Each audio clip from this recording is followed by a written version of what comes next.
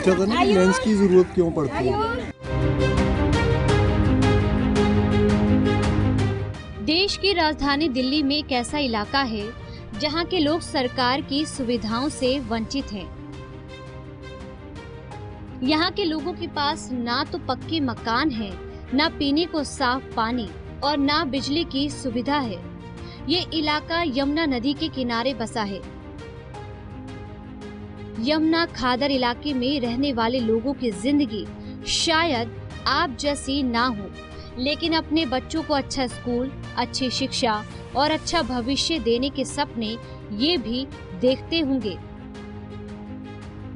और इन्हीं सपनों को पूरा करने के लिए नव उदय किरण संस्था इनके पास पहुंची और एक पहल शुरू कर बच्चों के भविष्य को संवारने का काम किया। उनकी इन परेशानियों को जानने के लिए यमुना खादर में आज हम बिल्कुल खड़े हैं। मेरे पीछे आप ये देखिए, ये जो खेत है ये अपनी कहानी पूरी बयां कर रहे हैं कि यहाँ के जो रहने वाले लोग हैं उनको कितनी सुविधाएं मिलती होगी।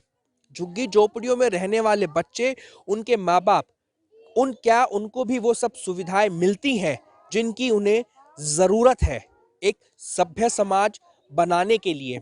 ऐसे में नव उदय किरण एक ऐसी फाउंडेशन, एक ऐसी संस्था जो इन झुग्गी झोपड़ियों में रहने वाले, यमुना के किनारे रहने वाले बच्चों को शिक्षा का एक महत्वपूर्ण अंग बना रही है।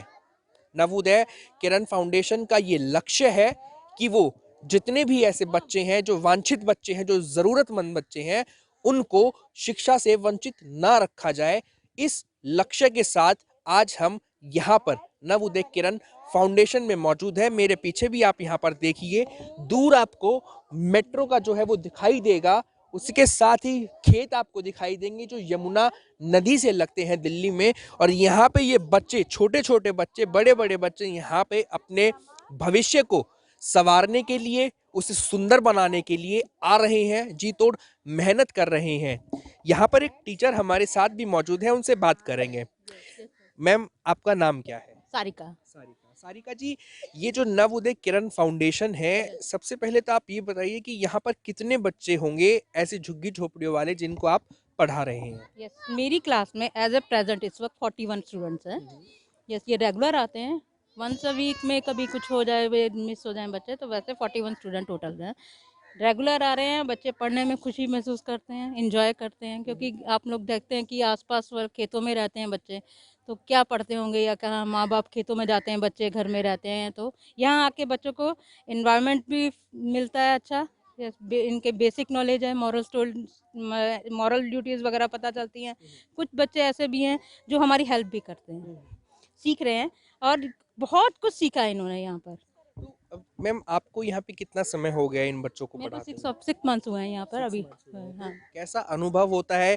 क्योंकि हम देखते हैं कि स्कूल में पढ़ाना एक अलग बात होती है, क्योंकि आप भी टीचर हैं, तो स्कूल में पढ़ाना आप बहुत अच्छे से इस फर्क को समझती होंगी कि वहाँ पे सब सुविधाएं होती है, लेकिन यहाँ पर जहाँ हम खड़े हैं, यहाँ पे सुविधाओं के नाम पर सिर्फ कुछ भी नहीं है। तो यहाँ पर इन बच्चों को पढ़ाना और स्कूल में बच्चों को पढ़ाना कितना, कैसा अनुभव है? बहुत डिफरेंट है, क्योंकि वहाँ पर उन बच्चों को सब कुछ अवेलेबल होता है। यस, और यहाँ पर बच्चों को सिखाना मतलब एक गाइड करना है, घर में तो कोई नहीं मिलेगा। यहाँ हम 2 घंटे 2.5 घंटे जो देते हैं, उसमें बच्चे काफ़ी कुछ सीख रहे हैं अपने हिसाब से। लेकिन मतलब और जो रेगुलर स्कूल्स होते हैं, लेकिन उनके बेनिफिट, इनको जिस तरह से हम पढ़ा रहे हैं और जो ये कर रहे हैं, हमारे साथ एफर्ट में यूज़ कर रहे हैं, वो बहुत। आपको स्कूल के बच्चे ज्यादा पढ़ाने अच्छे लगते हैं इन बच्चों? मेरे को ये एनजीओ के बच्चे पढ़ाने ज़्यादा अच्छे हैं। नव उदय किरण फाउंडेशन ने इन बच्चों की जिंदगी में नए रंग भर दिए हैं और नए रंग भरने की कोशिश इस संस्था की लगातार जारी है। इन बच्चों ने शायद ही कभी सोचा हो कि ये बच्चे भी अपने सपनों को साकार करने की ओर कदम बढ़ा सकेंगे। इन बच्चों के सपनों को नए पंख देने का ही काम इस संस्था ने किया है और कर रही है। क्या नाम है बेटा आपका? रूबी। रूबी। रूबी, क्या पढ़ते हो आप यहाँ पर? मैं यहाँ अभी 2-3 महीने हुए हैं। मैं यहाँ हिंदी सीख गई हूँ और ए साउंड के बाद मात्रा ये सब सीखी हूँ। हिंदी में क्या क्या सीखा है आपने? हिंदी में पढ़ना सीखा है। पढ़ना सीखा है। कोई पोयम आती है आपको? Yes. बताएंगे? बताइए। देश हमें देता है सब कुछ, हम भी तो कुछ देना सीखें। सूरज हमें रोशनी देता, हवा नया जीवन देती है।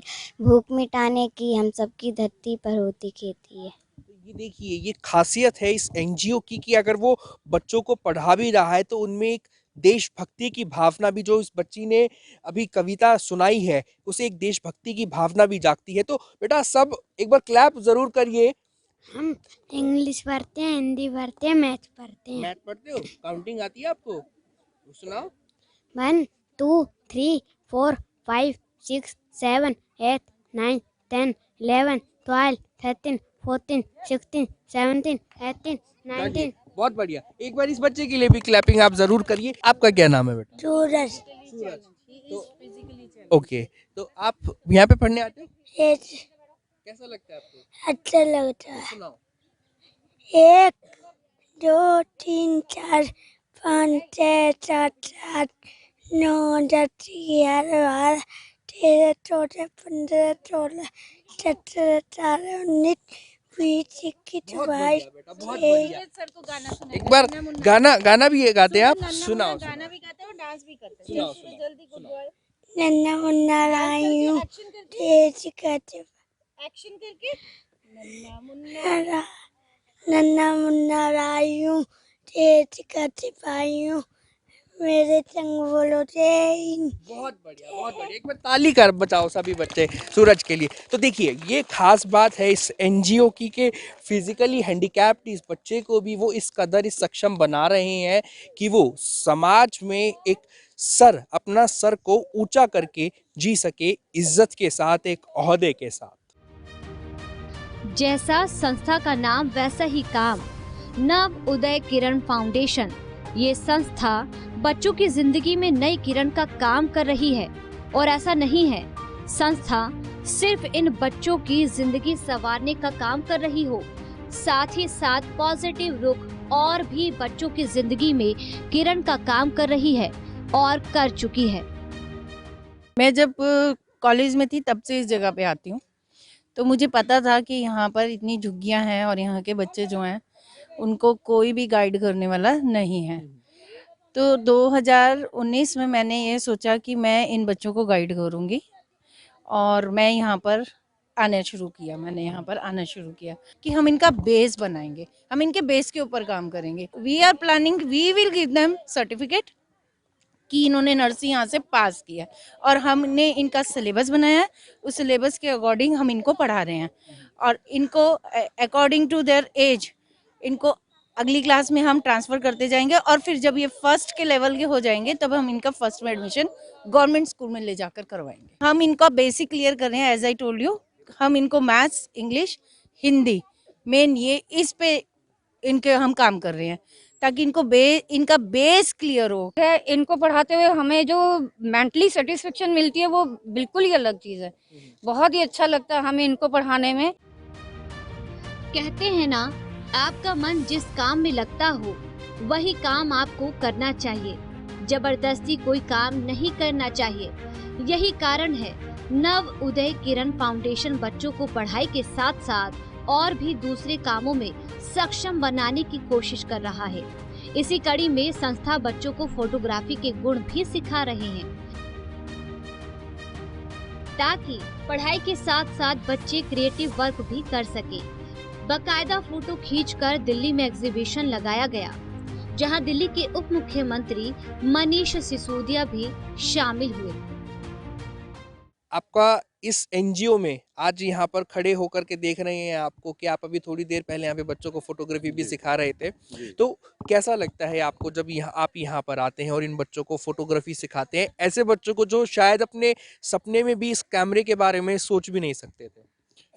देखिए कपिल जी, मुझे ऐसे लगता है कि इन बच्चों के साथ करके जो मुझे एक आत्मिक रूप से शांति मिली, या मुझे ये कहिए कि जो मैं करना चाहता था एक वो राह मिली है। बच्चों को वैसे ही फोटोग्राफी का इतना ज़्यादा नॉलेज था, तो मुझे ये लग रहा था कि ये very quickly they can pick it up.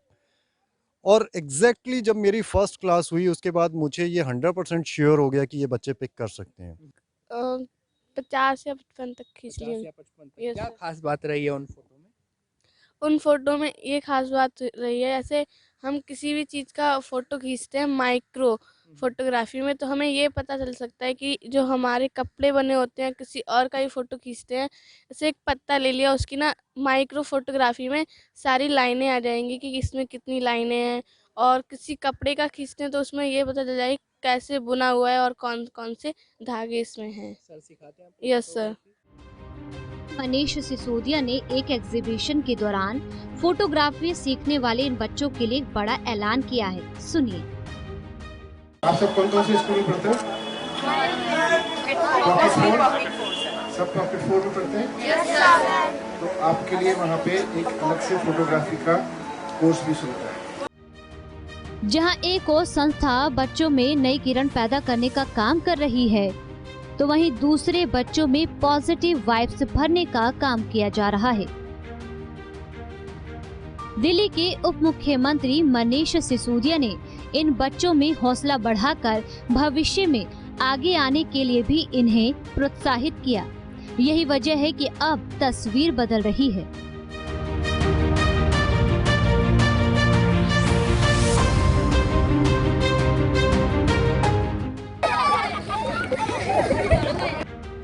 पूछा था ना लेंस की जरूरत क्यों पड़ती है।